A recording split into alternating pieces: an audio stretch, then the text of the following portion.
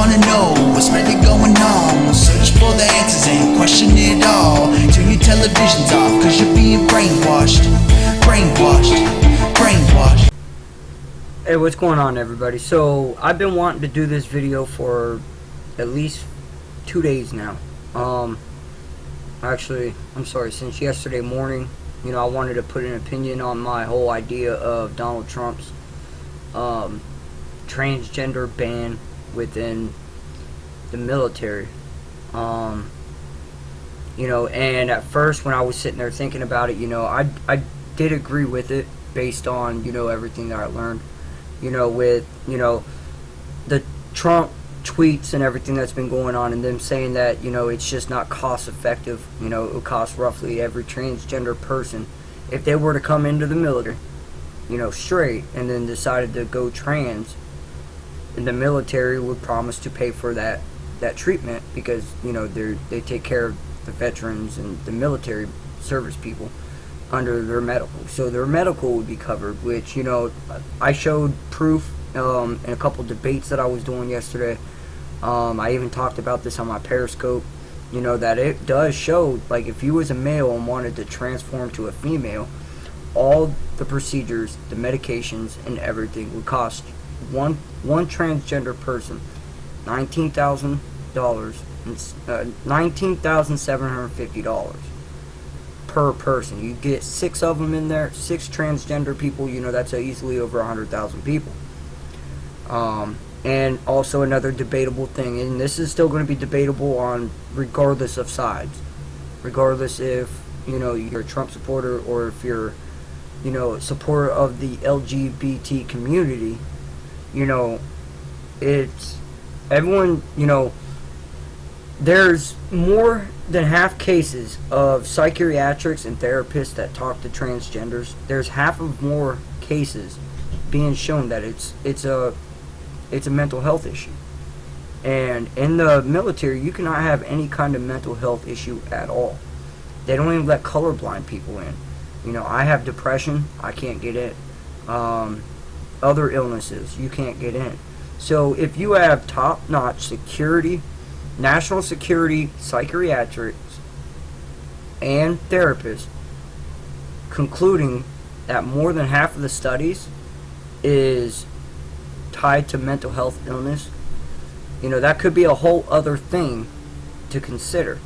Okay, I woke up this morning and new information came out, and they were talking about how Donald Trump doesn't want to pay for, you know, the $19,750 for a transgender person for the medical needs that they have, compared to the 48 or $84 billion annually that they spend on Viagra. You know, and that's when I took a step back and really started reevaluating the whole case.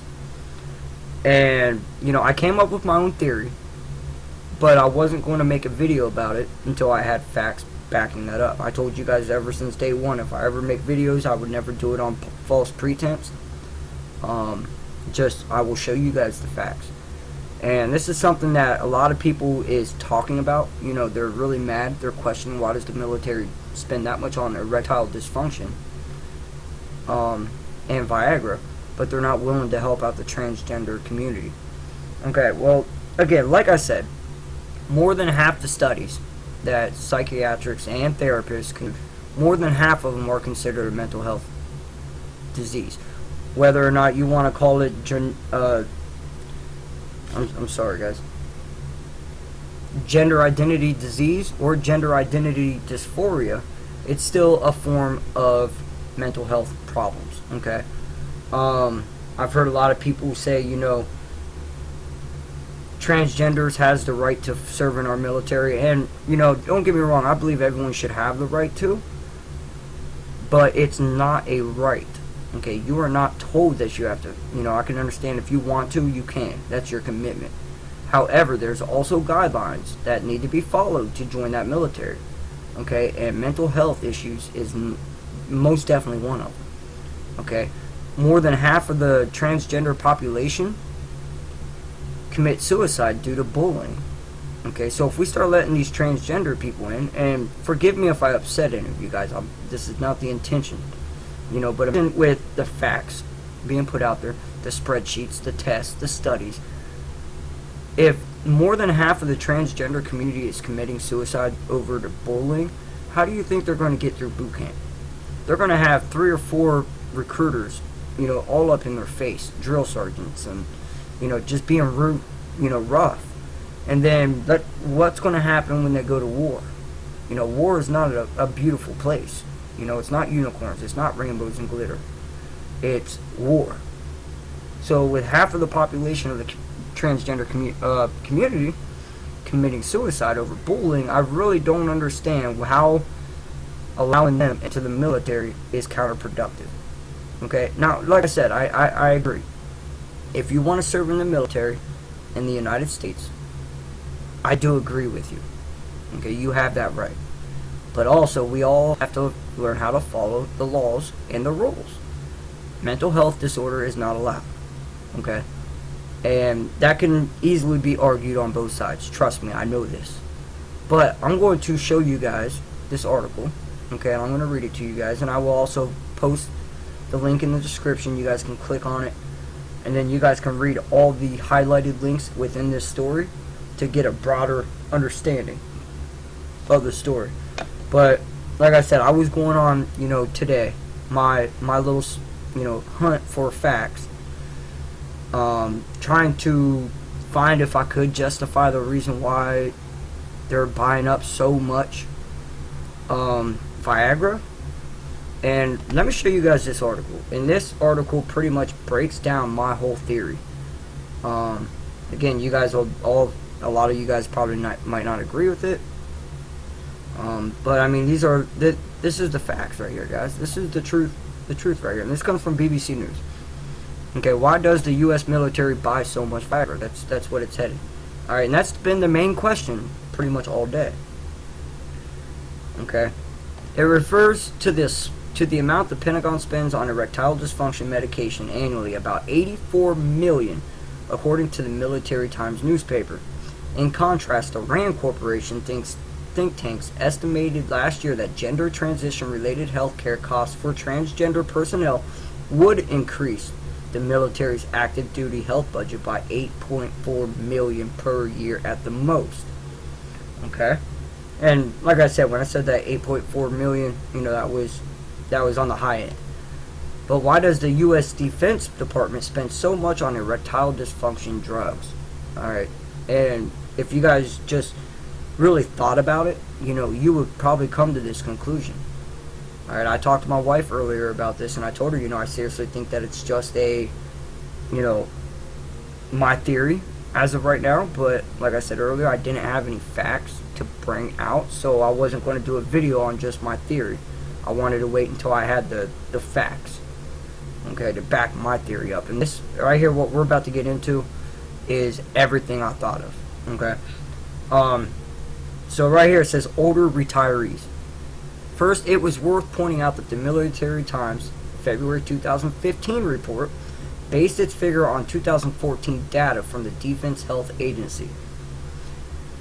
The spend of $84.2 million was for that year, but the newspaper also reported that $294 million have been spent on Viagra, Cialis, and other medications since 2011. It pointed out that the cost is equivalent to more than a few fighter jets. In 2014, some 1.8 million prescriptions were filled, mostly for Viagra. But who were they for? The answer goes some way in explaining the massive spend, okay? And again, guys, you guys got to kind of look at our military. Our military is huge, okay? So when I'm about to read this stuff to you guys, think about this. Is it true that some of the erectile dysfunction medication went to an active duty personnel, but the vast majority went to other groups eligible, including millions of military retirees and their family members? In fact, around 10 million people are total and estimated to be covered by the Pentagon's healthcare system, which cost $52 billion in 2012. It is well known that the erectile dysfunction is more common among older men. which would explain a hefty bill for retired service members. Okay, once you're retired from the military, you're still getting medical from them. In fact, less than 10% of the prescriptions were for active duty personnel, according to the Military Times.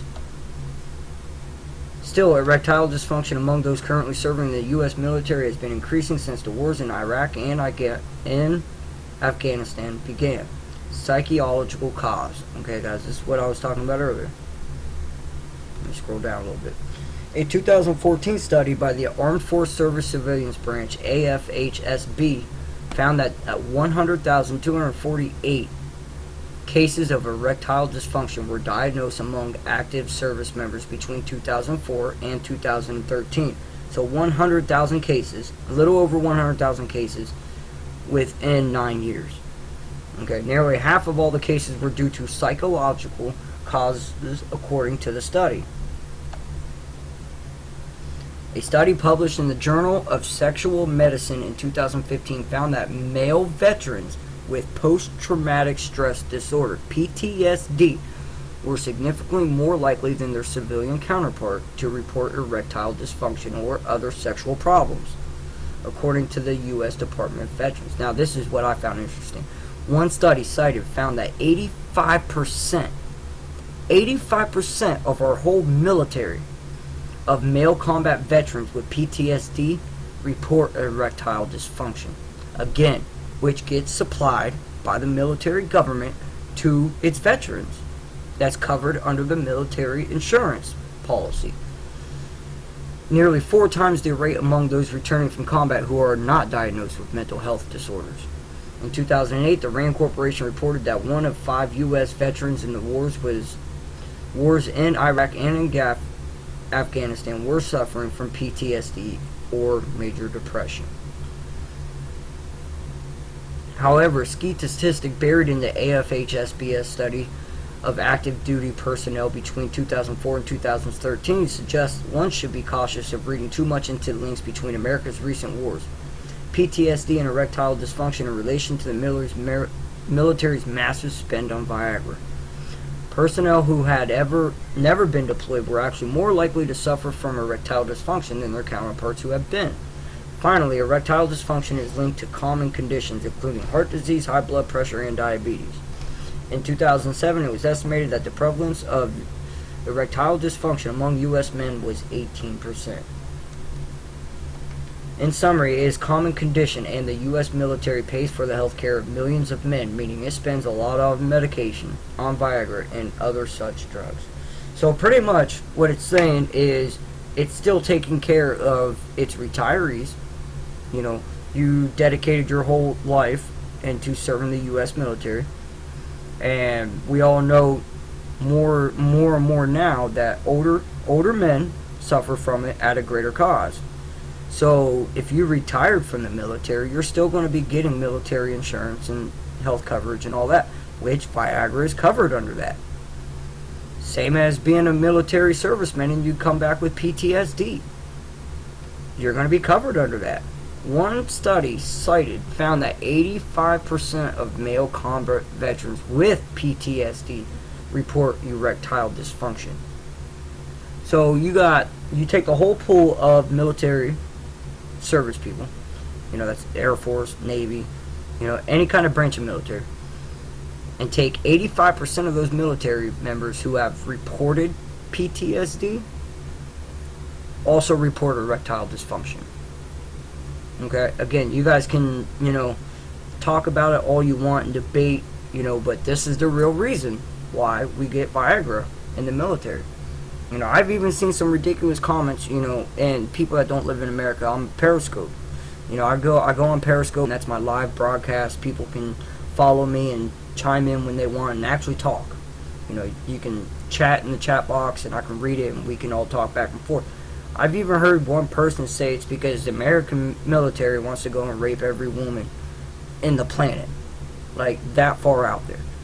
So, you know, guys, I just wanted to bring this link to you guys. I know you guys are seeing a lot of it, you know, a lot of misdeception, a lot of deception out there over this. You know, they're all talking about this, you know, Donald Trump hates the LGBT community. He's backpedaling on his promise to the LGBT community. Saying that he does in fact hate the LGBT community, which in my personal opinion, if that was the case, I don't think you guys would have gotten as far as you guys have. I seriously think if he really had a real hate towards you guys, I don't think you guys would have been protesting and doing all the stuff you guys are allowed to do in America. You guys still have your freedoms. You guys still have your rights to, be vocal. But again, with this being shown, just another thing that you guys are bringing out, that I just brought out the facts. That's all. Whenever you tell people show us facts, some of them they can't do it. I always show the facts to back my story up. So here's the facts for you guys. Like I said, I'll post the links in the description. You guys can read it. You guys can come over and click on all of these right here and read that. There's one here and there's a few of them up here. And it'll get, you guys can just get the whole side of the story on both sides just from this page. So again, guys, I urge you guys, if you guys are getting very vocal with the transgender people on the left or with the right, Trump supporters or non-Trump supporters, if you're at least going to come in and try to debate something, be educated on both sides. Okay, I'm trying to be a fair person here. I'm trying to understand where the LGBT community is coming from, and I do feel for what they think, but I'm also showing the proof as to why.